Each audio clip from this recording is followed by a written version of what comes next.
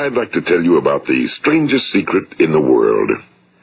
Some years ago, the late Nobel Prize-winning Dr. Albert Schweitzer was being interviewed in London, and a reporter asked him, "Doctor, what's wrong with men today?" And the great doctor was silent a moment, and then he said, "Men simply don't think." It's about this that I want to talk with you. We live today in a golden age. This is an era that man has looked forward to, dreamed of, and worked toward for thousands of years. But since it's here, we pretty well take it for granted. We in America are particularly fortunate to live in the richest land that ever existed on the face of the earth, a land of abundant opportunity for everyone. But do you know what happens? Well, let's take 100 men who start even at the age of 25. Do you have any idea what will happen to those men by the time they're 65? These 100 men who all start even at the age of 25 believe they're going to be successful. If you ask any one of these men if he wanted to be a success, he'd tell you he did. And you'd notice that he was eager toward life, that there was a certain sparkle to his eye, an erectness to his carriage, and life seemed like a pretty interesting adventure to him. But by the time they're 65, 1 will be rich.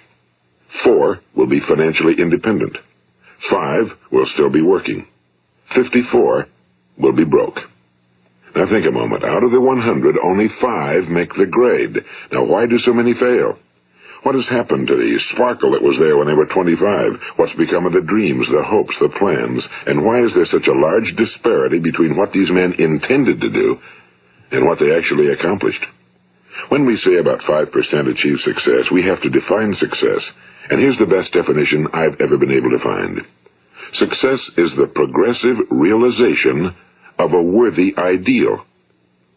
If a man is working toward a predetermined goal and knows where he's going, that man is a success. If he's not doing that, he's a failure. Success is the progressive realization of a worthy ideal. Rollo May, the distinguished psychiatrist, wrote a wonderful book called Man's Search for Himself. And in this book he says, the opposite of courage in our society is not cowardice. It is conformity. And there you have the trouble today. It's conformity, people acting like everyone else without knowing why, without knowing where they're going. Now think of it. In America right now, there are over 18 million people 65 years of age and older.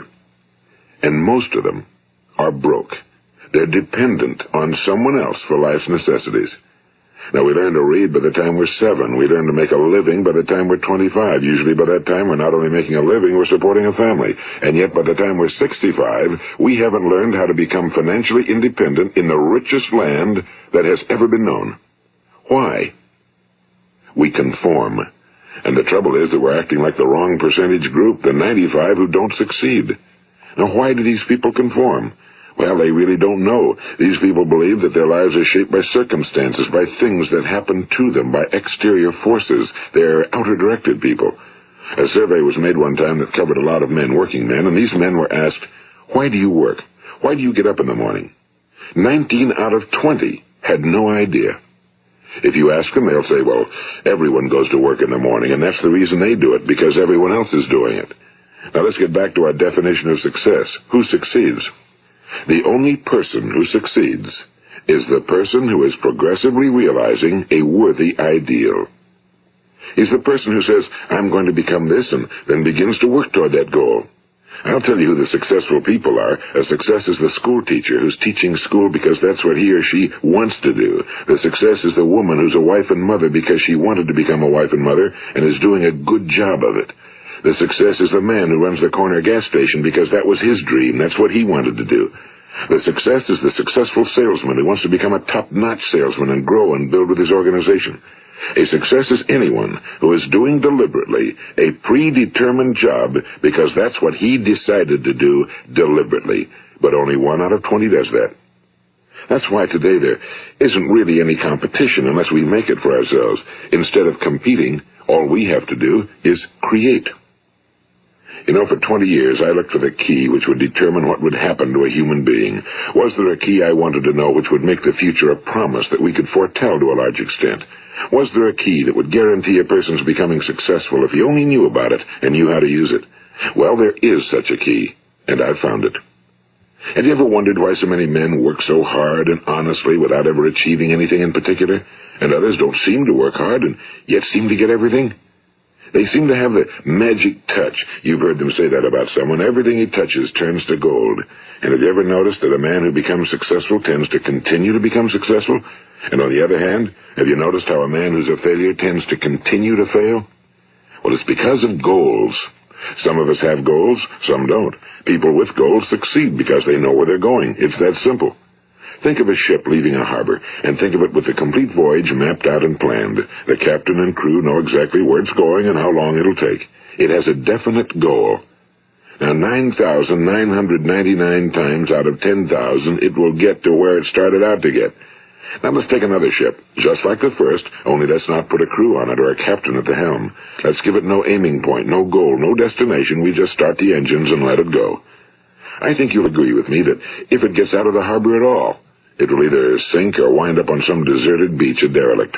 It can't go anyplace because it has no destination and no guidance, and it's the same with a human being. Take the salesman, for example. There's no other person in the world today with the future of a good salesman. Selling is the world's highest paid profession, if we're good at it and if we know where we're going. Every company needs top-notch salesmen, and they reward those men. The sky's the limit for them. But how many can you find? Someone once said the human race is fixed, not to prevent the strong from winning, but to prevent the weak from losing. The American economy today can be likened to a convoy in time of war. The entire economy is slowed down to protect its weakest link, just as the convoy had to go at the speed that would permit its slowest vessel to remain in formation. That's why it's so easy to make a living today. It takes no particular brains or talent to make a living and support a family today. So we have a plateau of so-called security, if that's what a person's looking for. But we do have to decide how high above this plateau we want to aim. Now let's get back to the strangest secret in the world, the story that I wanted to tell you today. Why do men with goals succeed in life and men without them fail? Well, let me tell you something which, if you really understand it, will alter your life immediately. If you understand completely what I'm going to tell you from this moment on, your life will never be the same again. You will suddenly find that good luck just seems to be attracted to you. The things you want just seem to fall in line, and from now on you won't have the problems, the worries, the gnawing lump of anxiety that perhaps you've experienced before. Doubt, fear, well, they'll be things of the past. Here's the key to success and the key to failure. We become what we think about. Now let me say that again. We become what we think about. Throughout all history, the great wise men and teachers, philosophers and prophets have disagreed with one another on many different things. It's only on this one point that they are in complete and unanimous agreement. Listen to what Marcus Aurelius, the great Roman emperor, said. A man's life is what his thoughts make of it. Disraeli said this, everything comes if a man will only wait. I brought myself by long meditation to the conviction that a human being with a settled purpose must accomplish it, and that nothing can resist a will that will stake even existence for its fulfillment. Ralph Waldo Emerson said this, a man is what he thinks about all day long. William James said, the greatest discovery of my generation is that human beings can alter their lives by altering their attitudes of mind. And he also said, we need only in cold blood act as if the thing in question were real, and it will become infallibly real by growing into such a connection with our life that it will become real. It will become so knit with habit and emotion that our interest in it will be those which characterize belief. And he also said, if you only care enough for a result, you will almost certainly attain it. If you wish to be rich, you will be rich. If you wish to be learned, you will be learned. If you wish to be good, you will be good. Only you must then really wish these things and wish them exclusively, and not wish at the same time 100 other incompatible things just as strongly. In the Bible you read in Mark 9:23, if thou canst believe, all things are possible to him that believeth. My old friend Dr. Norman Vincent Peale put it this way, this is one of the greatest laws in the universe. Fervently do I wish I had discovered it as a very young man. It dawned upon me much later in life, and I found it to be one of the greatest, if not my greatest discovery outside of my relationship to God. The great law, briefly and simply stated, is that if you think in negative terms, you will get negative results. If you think in positive terms, you will achieve positive results. That is the simple fact, he went on to say, which is at the basis of an astonishing law of prosperity and success. In 3 words, believe and succeed. William Shakespeare put it this way: our doubts are traitors and make us lose the good we oft might win by fearing to attempt. George Bernard Shaw said, people are always blaming their circumstances for what they are. I don't believe in circumstances. The people who get on in this world are the people who get up and look for the circumstances they want, and if they can't find them, make them. Well, it's pretty apparent, isn't it?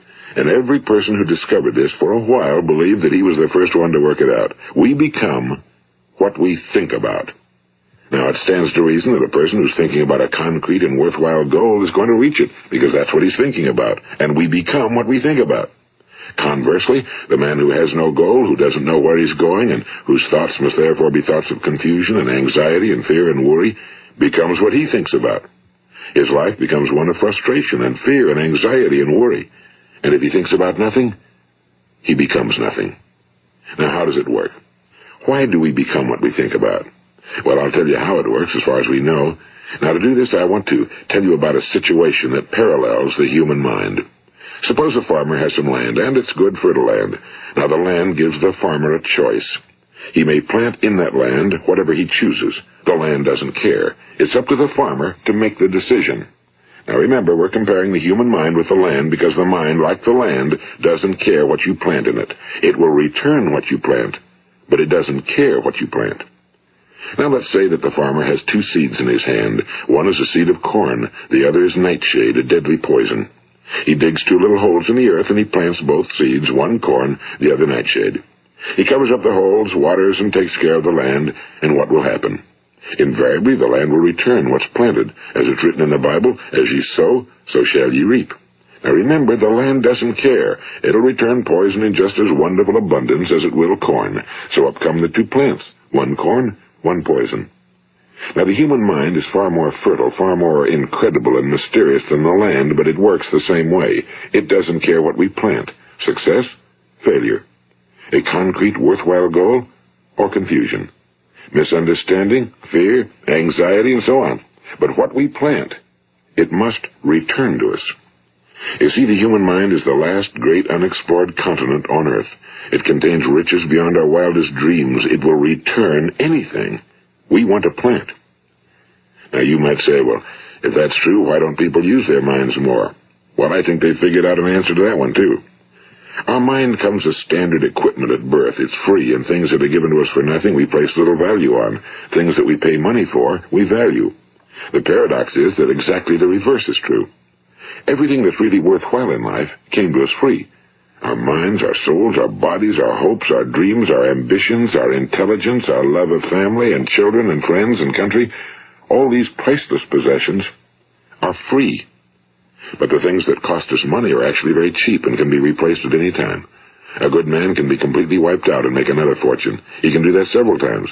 Even if our home burns down, we can rebuild it. But the things we got for nothing, we can never replace. The human mind isn't used because we take it for granted. Familiarity breeds contempt. It can do any kind of job we assign to it, but generally speaking, we use it for little jobs instead of big, important ones. Universities have proved that most of us are operating on about 10% or less of our abilities. So decide now, what is it you want? Plant your goal in your mind. It's the most important decision you ever make in your entire life. What is it you want? Do you want to be an outstanding salesman? A better worker at your particular job? Do you want to go places in your company? In your community? Do you want to get rich? All you've got to do is plant that seed in your mind, care for it, work steadily toward your goal, and it will become a reality. It not only will, there's no way that it cannot. You see, that's a law, like the laws of Sir Isaac Newton, the laws of gravity. If you get on top of a building and jump off, you'll always go down. You'll never go up, and it's the same with all the other laws of nature. They always work. They're inflexible. Think about your goal in a relaxed, positive way. Picture yourself in your mind's eye as having already achieved this goal. See yourself doing the things you will be doing when you've reached your goal. Ours has been called the phenobarbital age, the age of ulcers and nervous breakdowns and tranquilizers. At a time when medical research has raised us to a new plateau of good health and longevity, far too many of us worry ourselves into an early grave trying to cope with things in our own little personal ways without learning a few great laws that will take care of everything for us. These things we bring on ourselves through our habitual way of thinking.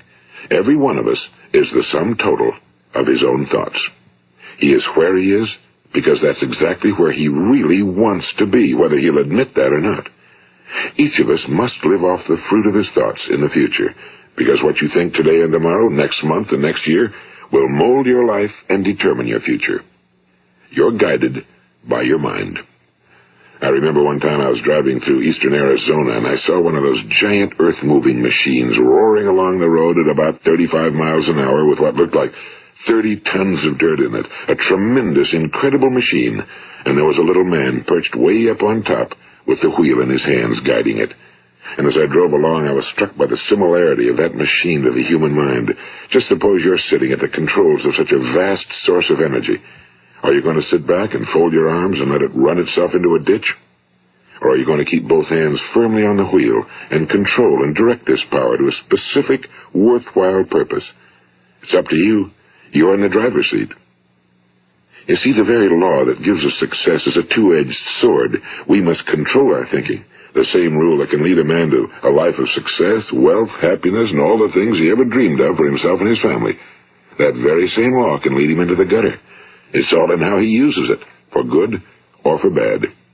This is the strangest secret in the world. Now, why do I say it's strange, and why do I call it a secret? Actually, it isn't a secret at all. It was first promulgated by some of the earliest wise men, and it appears again and again throughout the Bible, but very few people have learned it, understand it. That's why it's strange, and why for some equally strange reason it virtually remains a secret. I believe that you could go out and walk down the main street of your town and ask one man after another what the secret of success is, and you probably wouldn't run into one man in a month who could tell you. Now, this information is enormously valuable to us if we really understand it and apply it.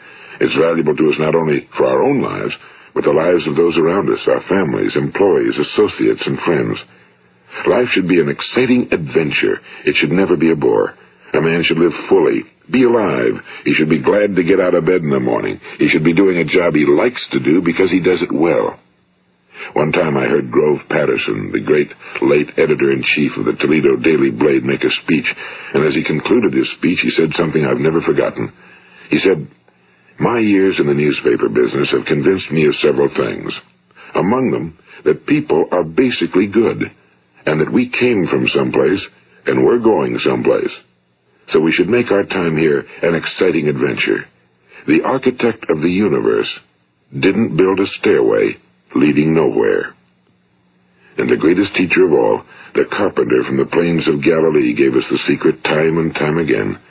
As ye believe, so shall it be done unto you. I've explained the strangest secret in the world and how it works.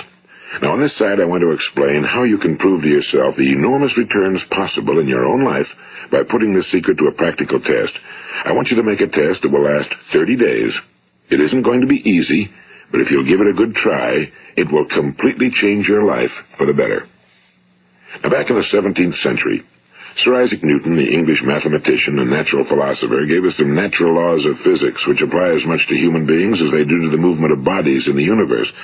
And one of these laws is that for every action, there is an equal and opposite reaction. Simply stated, as it applies to you and me, it means we can achieve nothing without paying the price. The results of your 30-day experiment will be in direct proportion to the effort you put forth. To be a doctor, you must pay the price of long years of difficult study. To be successful in selling, and remember that each of us succeeds to the extent of his ability to sell. Selling our families on our ideas, selling education in schools, selling our children on the advantages of living the good and honest life, selling our associates and employees on the importance of being exceptional people. To, of course, the profession of selling itself. But to be successful in selling our way to the good life, we must be willing to pay the price. Now, what is that price? Well, it's many things. First, it's understanding emotionally, as well as intellectually, that we literally become what we think about, that we must control our thoughts if we're to control our lives. It's understanding fully that as ye sow, so shall ye reap. Second, it's cutting away all fetters from the mind and permitting it to soar as it was divinely designed to do. It's the realization that your limitations are self-imposed and that the opportunities for you today are enormous beyond belief. It's rising above narrow-minded pettiness and prejudice. And third, it's using all your courage to force yourself to think positively on your own problem, to set a definite and clearly defined goal for yourself, to let your marvelous mind think about your goal from all possible angles, to let your imagination speculate freely upon many different possible solutions, to refuse to believe that there are any circumstances sufficiently strong to defeat you in the accomplishment of your purpose, to act promptly and decisively when your course is clear, and to keep constantly aware of the fact that you are, at this moment, standing in the middle of your own acres of diamonds, as Russell Conwell used to point out. And fourth, save at least 10% of every dollar you earn. It's also remembering that no matter what your present job, it has enormous possibilities, if you're willing to pay the price. Now let's just go over the important points in the price each of us must pay to achieve the wonderful life that can be ours. It is, of course, worth any price. 1. You will become what you think about. 2. Remember the word imagination and let your mind begin to soar. 3. Courage. Concentrate on your goal every day. 4. Save 10% of what you earn. And 5. Action. Ideas are worthless unless we act on them. Now, I'll try to outline the 30-day test I want you to make. Keep in mind that you have nothing to lose by making this test and everything you could possibly want to gain. There are two things that may be said of everyone. Each of us wants something, and each of us is afraid of something. I want you to write on a card what it is you want more than anything else. It may be more money. Perhaps you'd like to double your income or make a specific amount of money. It may be a beautiful home. It may be success at your job. It may be a particular position in life. It could be a more harmonious family. Each of us wants something. Now write down on your card specifically what it is you want. Make sure it's a single goal and clearly defined. You needn't show it to anyone, but carry it with you so that you can look at it several times a day. Think about it in a cheerful, relaxed, positive way each morning when you get up, and immediately you have something to work for, something to get out of bed for, something to live for. Look at it every chance you get during the day and just before going to bed at night. And as you look at it, remember that you must become what you think about, and since you're thinking about your goal, you realize that soon it will be yours. In fact, it's yours really the moment you write it down and begin to think about it. Look at the abundance all around you as you go about your daily business. You have as much right to this abundance as any other living creature. It's yours for the asking. Now we come to the difficult part. Difficult because it means the formation of what is probably a brand new habit, and new habits are not easily formed. Once formed, however, it will follow you for the rest of your life. Stop thinking about what it is you fear. Each time a fearful or negative thought comes into your consciousness, replace it with a mental picture of your positive and worthwhile goal. And there'll come times when you'll feel like giving up. It's easier for a human being to think negatively than positively. That's why only 5% are successful. You must begin now to place yourself in that group. For 30 days, you must take control of your mind. It will think about only what you permit it to think about. Each day for this 30-day test, do more than you have to do. In addition to maintaining a cheerful, positive outlook, give of yourself more than you've ever done before. Do this knowing that your returns in life must be in direct proportion to what you give. The moment you decide on a goal to work toward, you're immediately a successful person. You are then in that rare and successful category of people who know where they're going. Out of every 100 people, you belong to the top 5. Don't concern yourself too much with how you're going to achieve your goal. Leave that completely to a power greater than yourself. All you have to do is know where you're going. The answers will come to you of their own accord and at the right time. Remember these words from the Sermon on the Mount, and remember them well. Keep them constantly before you this month of your test. Ask, and it shall be given you. Seek, and ye shall find. Knock, and it shall be opened unto you. For every one that asketh receiveth, and he that seeketh findeth, and to him that knocketh it shall be opened. It's as marvelous and as simple as that.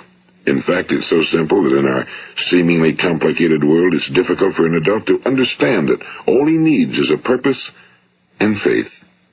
For 30 days, do your very best. If you're a salesman, go at it as you've never done before, not in a hectic fashion, but with the calm, cheerful assurance that time well spent will give you the abundance in return you deserve and want.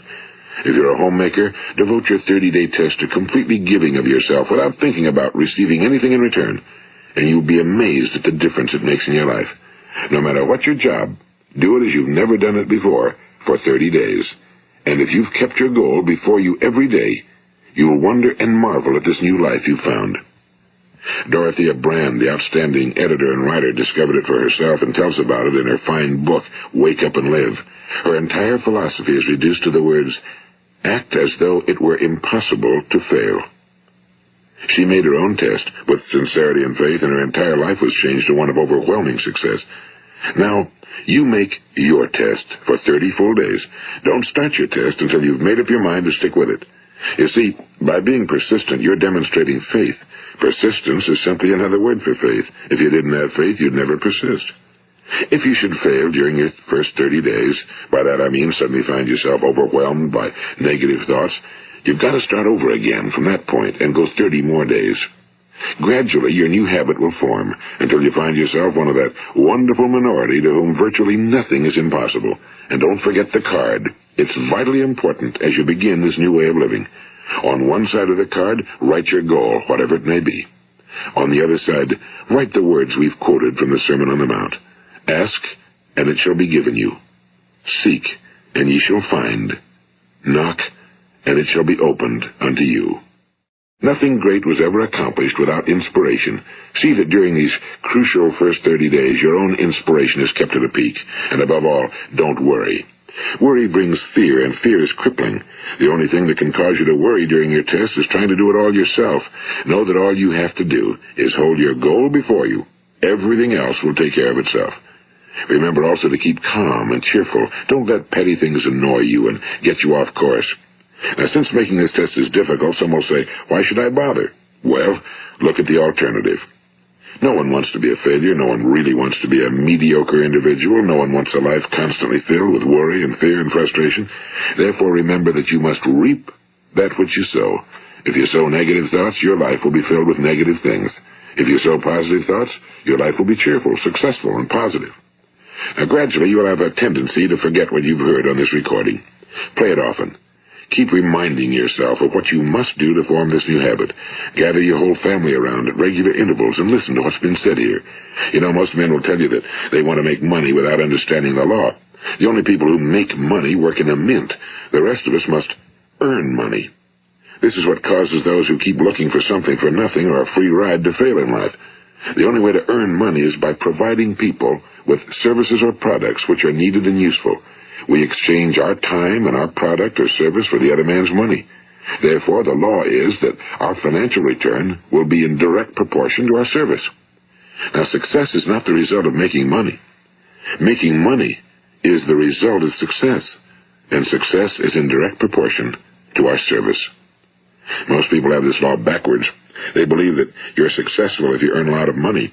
The truth is that you can only earn money after you're successful. It's like the story of the man who sat in front of the stove and said to it, "Give me heat, and then I'll add the wood." How many men and women do you know, or do you suppose there are today, who take the same attitude toward life? There are millions. We've got to put the fuel in before we can expect heat. Likewise, we've got to be of service first before we can expect money. Don't concern yourself with the money. Be of service, build, work, dream, create. Do this, and you'll find there's no limit to the prosperity and abundance that will come to you.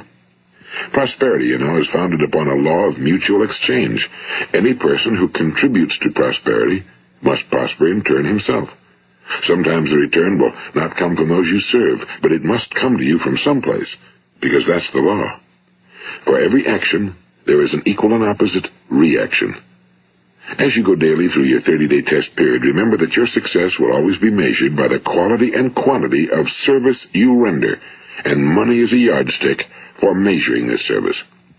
No man can get rich himself unless he enriches others. Now, there are no exceptions to a law. You can drive down any street in America and from your car estimate the service that's being rendered by the people living on that street. Had you ever thought of this yardstick before? It's interesting. Some, like ministers and priests and other devoted people, measure their returns in the realm of the spiritual, but again, their returns are equal to their service. Once this law is fully understood, any thinking person can tell his own fortune. If he wants more, he must be of more service to those from whom he receives his return. If he wants less, he has only to reduce his service. This is the price you must pay for what you want. If you believe you can enrich yourself by deluding others, you can end only by deluding yourself. It may take some time, but just as surely as you breathe, you'll get back what you put out. Don't ever make the mistake of thinking you can avert this. It's impossible. The prisons and the streets where the lonely walk are filled with people who tried to make new laws just for themselves. We may avoid the laws of man for a while, but there are greater laws that cannot be broken. An outstanding medical doctor recently pointed out 6 steps that will help you realize success. 1. Set yourself a definite goal. 2. Quit running yourself down. 3. Stop thinking of all the reasons why you cannot be successful and instead think of all the reasons why you can. 4. Trace your attitudes back through your childhood and try to discover where you first got the idea you couldn't be successful, if that's the way you've been thinking. 5. Change the image you have of yourself by writing out a description of the person you would like to be. And 6. Act the part of the successful person you have decided to become. The doctor who wrote those words is a noted West Coast psychiatrist, Dr. David Harold Fink. Do what the experts since the dawn of recorded history have told you must do.